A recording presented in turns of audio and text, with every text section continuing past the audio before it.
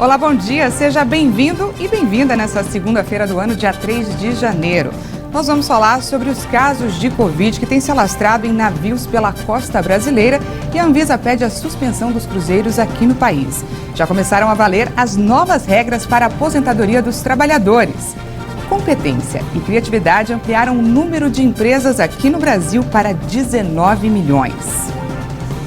A Anvisa recomendou ao Ministério da Saúde a suspensão da temporada de navios de cruzeiro no Brasil.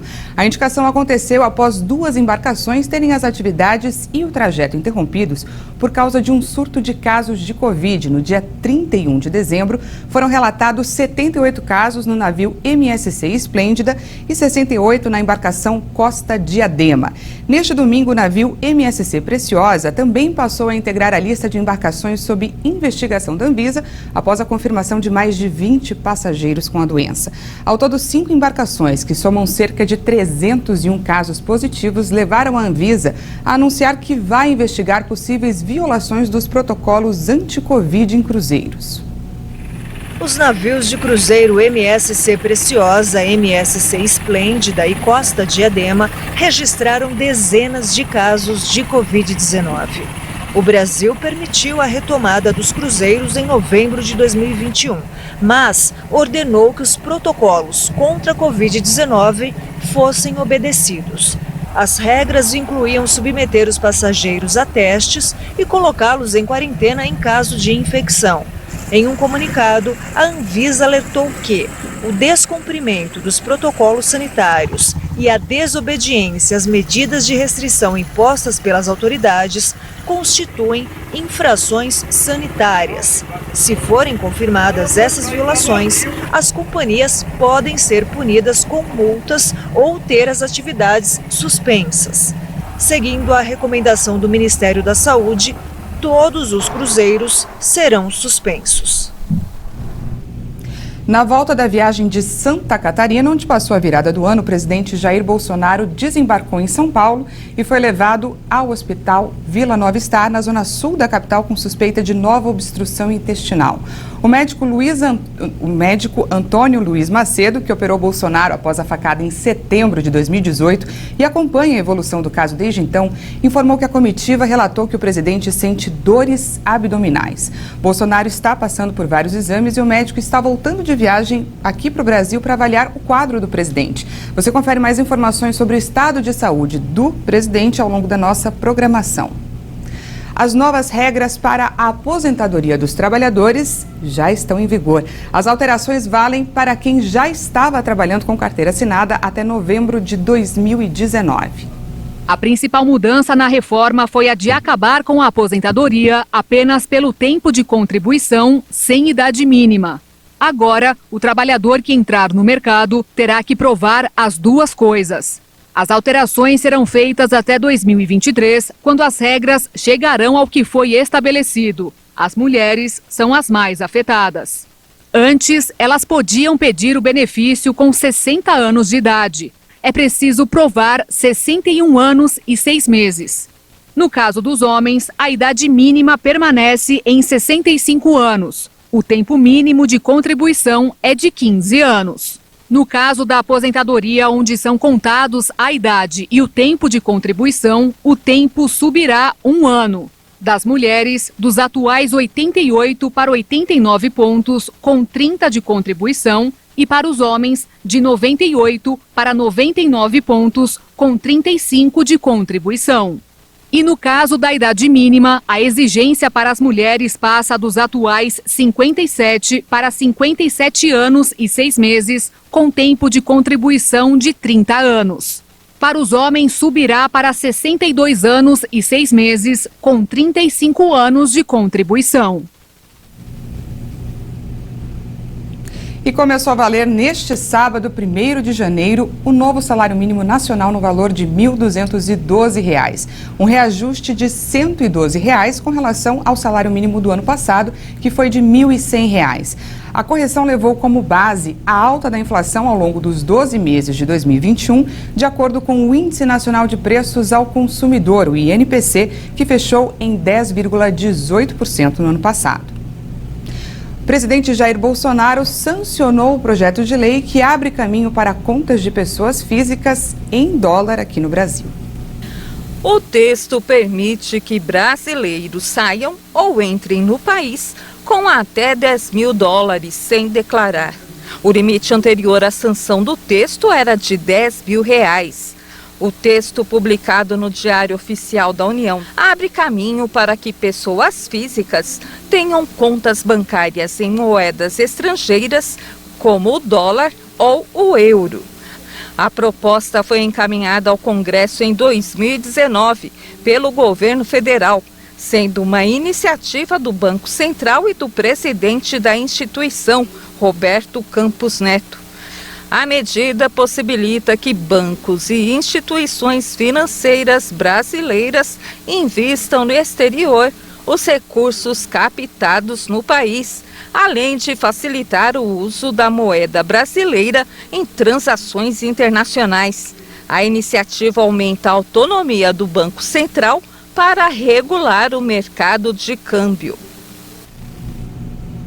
O presidente Jair Bolsonaro sancionou no último dia de 2021 o projeto de lei que prorroga a desoneração da folha de pagamento até o fim de 2023, sem a necessidade de nova medida compensatória, uma vez que se trata da prorrogação de um benefício fiscal já existente. A medida é válida para os 17 setores que mais empregam no país, como calçados, confecção, vestuário e construção civil. Pela desoneração da folha, as empresas beneficiadas recolhem alíquotas de 1% a 4,5% sobre o faturamento, em vez de 20% sobre a folha de salários. E a segunda-feira deve ser chuvosa em grande parte do país. Existe risco de temporais entre regiões norte, sul e sudeste. Vamos conferir a previsão do tempo para hoje em algumas cidades. Em Jequié, na Bahia, o dia deve ficar parcialmente nublado, com possibilidade de chuva no final da tarde. A máxima prevista por lá é de 31 graus. Em São Paulo, o tempo também vai ficar instável. A máxima é de 27 graus e previsão de chuva volumosa a qualquer hora do dia. No Rio de Janeiro, a temperatura pode chegar a 33 graus. Já em Gravataí, no Rio Grande do Sul, o dia vai ficar quente. Os termômetros podem registrar até 35 graus. E em Manaus, a máxima prevista é de 30 graus, mas atenção, tem previsão de chuva forte a qualquer hora do dia. E você vai ver depois do intervalo. Para superar dificuldades, o brasileiro aumentou o número de empresas em atividade aqui no país. Nós voltamos já.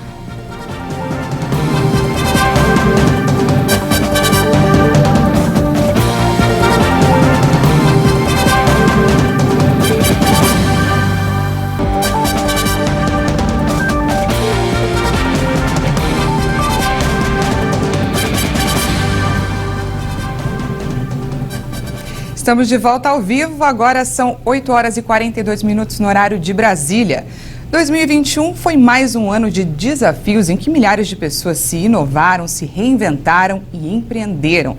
Segundo o Ministério da Economia, o Brasil tem hoje mais de 19 milhões de empresas ativas. E ao longo do ano, houve recorde na abertura de novos empreendimentos. Em 2021, este empresário abriu um novo restaurante no Distrito Federal. 40 novos funcionários passaram a integrar a equipe, que agora soma mais de 150 pessoas. O que levou a gente a abrir algumas lojas foi o desafio e a gente, sim, foi uma oportunidade que apareceu. Não foi uma coisa estudada, não foi uma coisa que a gente estava indo atrás, foi uma oportunidade que apareceu e a gente agarrou. Graças a Deus deu certo. Claro, tivemos vários desafios, que foi durante a pandemia e tal, mas deu tudo certo. Atualmente a gente tem 160 funcionários, que abriu esse ano são 40 por aí, entendeu? Então assim, são muitas lojas e muitas pessoas. O Brasil tem hoje 19,2 milhões de empresas ativas, segundo o Ministério da Economia. O Boletim de Empresas aponta que só em novembro de 2021, 319 mil novos empreendimentos foram abertos e mais da metade levaram menos de 24 horas para serem formalizados. Entre maio e agosto, o Brasil bateu recorde na abertura de novas empresas, registrando quase 1,5 milhão de novos empreendimentos, um crescimento de 26,5% em relação ao mesmo período do ano anterior.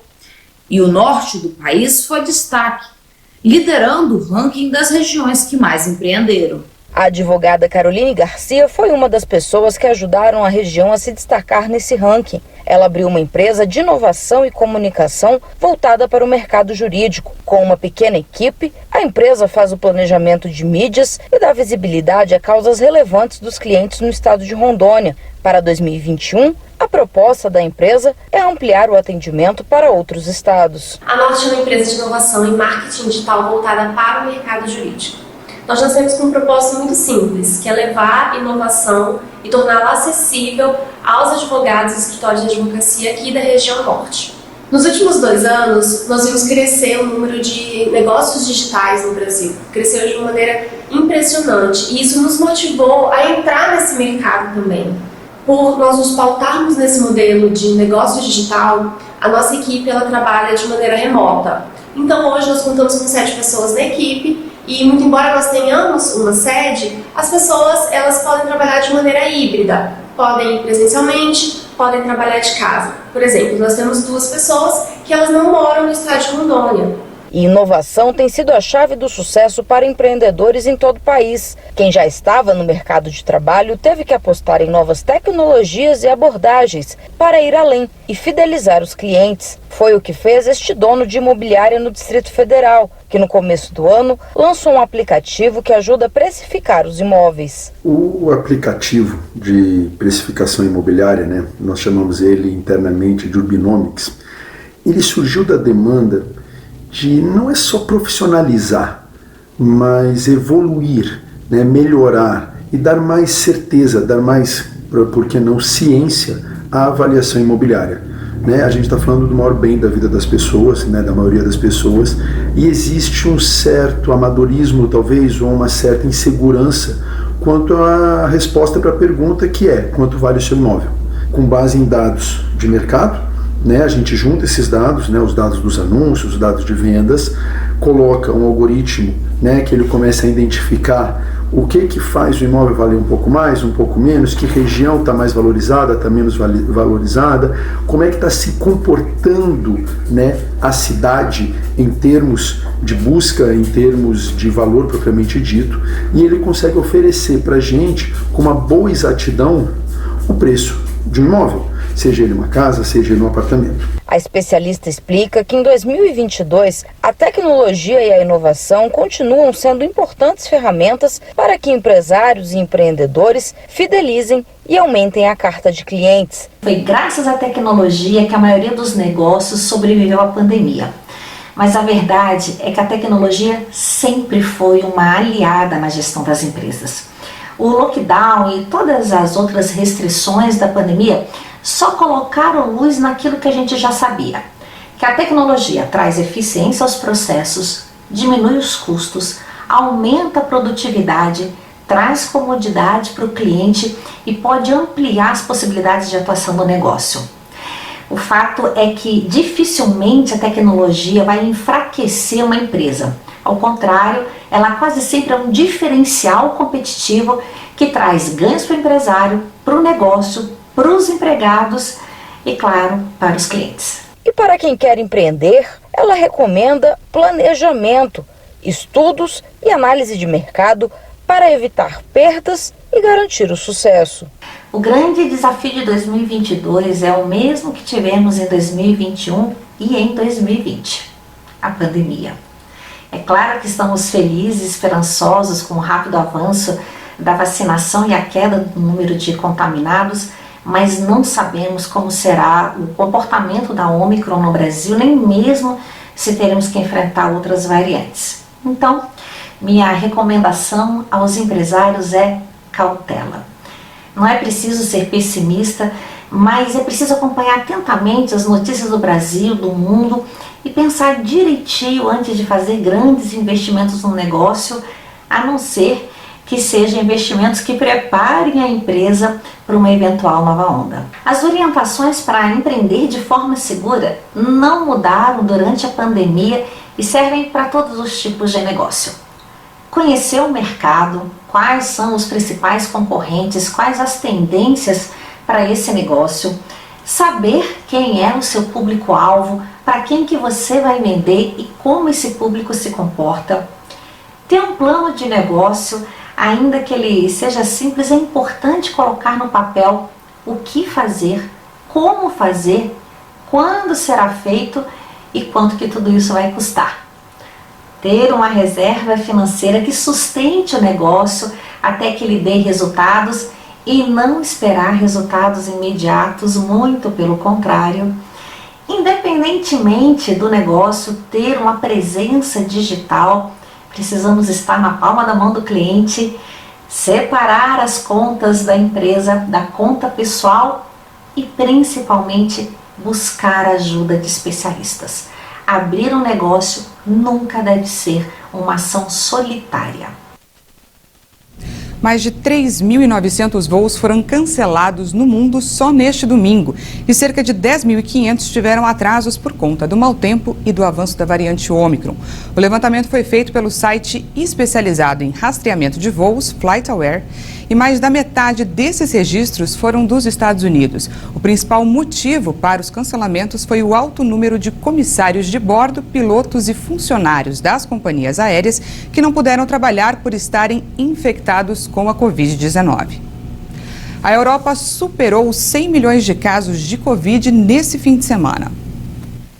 A região, o atual epicentro da pandemia, registrou 100.074.753 casos. A região europeia representa mais de um terço dos 288 milhões de casos no mundo desde o início da pandemia.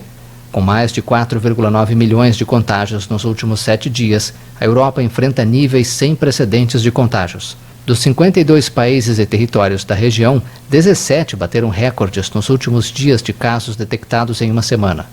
A aceleração dos contágios não é acompanhada, por enquanto, de um aumento das mortes no continente europeu. A população europeia está levemente mais vacinada do que a média mundial.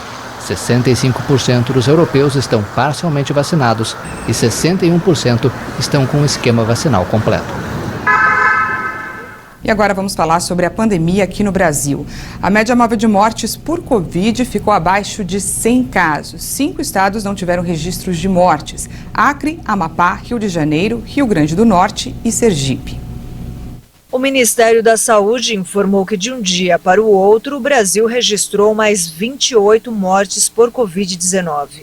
Agora são 619.133 vítimas da doença desde o início da pandemia. Também foram somados mais 1.721 novos casos de infecção por coronavírus em 24 horas. Mais de 22.293.000 diagnósticos já foram confirmados para a doença. A média móvel de mortes está em 98 vítimas. Segue abaixo de 200 pelo 25º dia seguido. A curva apresenta tendência de queda, mas é preciso lembrar que a ausência dos dados de alguns estados interfere nessa redução. A média móvel de casos indica 7.685 registros diários. Agora aponta estabilidade em relação a 2 semanas.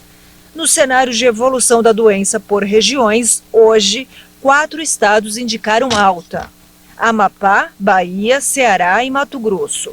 Outros 6 estados estão em estabilidade: Acre, Amazonas, Paraíba, Pernambuco, Rio de Janeiro e Santa Catarina. 9 estados apresentaram queda: Alagoas, Espírito Santo, Maranhão, Pará, Paraná, Piauí, Rio Grande do Norte, São Paulo e Sergipe.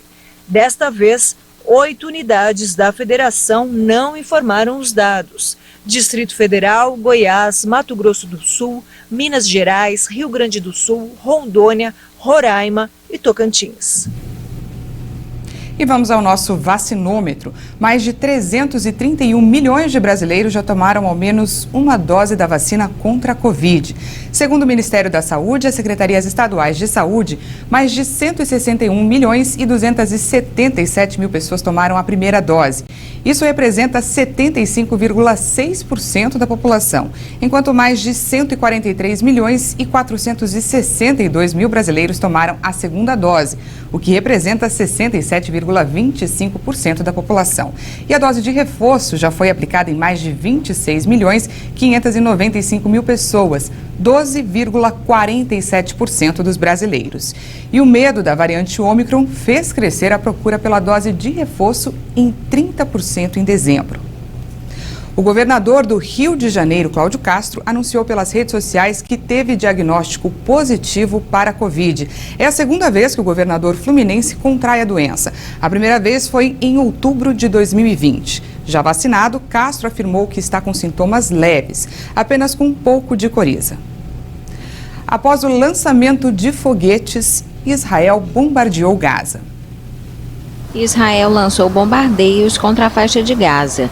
O exército israelense anunciou neste domingo que havia atacado posições do grupo islâmico Hamas, que controla o enclave palestino. De acordo com o Estado judeu, os ataques foram uma resposta a 2 foguetes lançados no sábado de Gaza, que pousaram no Mediterrâneo em frente a Tel Aviv, a capital israelense. As sirenes de alarme e o sistema de interceptação de foguetes não dispararam.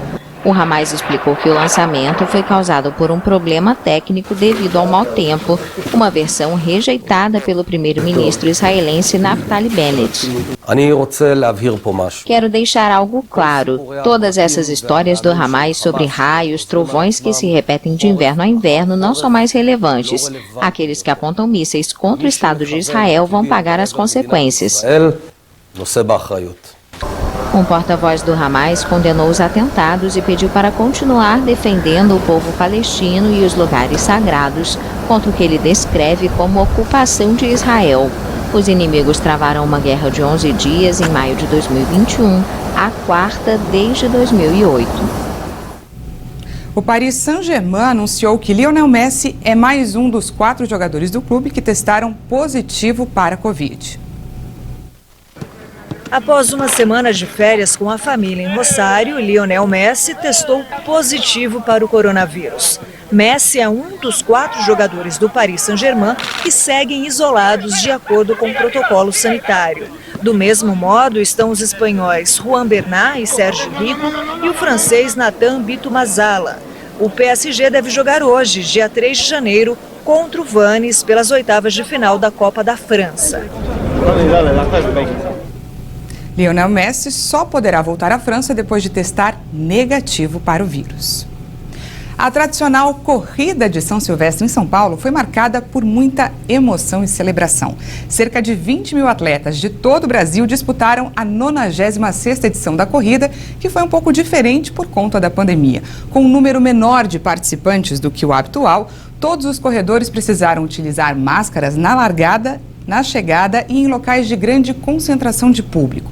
Nos 15 quilômetros realizados no percurso, entre as mulheres, uma atleta queniana chegou em primeiro lugar e entre as brasileiras, Jennifer do Nascimento ficou em terceiro lugar. Um atleta da Etiópia venceu a prova masculina e o brasileiro Daniel Nascimento ficou em segundo lugar. Essa foi a primeira edição da corrida durante a pandemia. Essa edição fica por aqui. Muito obrigada pela companhia e você confere mais informações às 10 horas com a Juliana Dariva. Eu volto à 1 da tarde e espero você, é claro.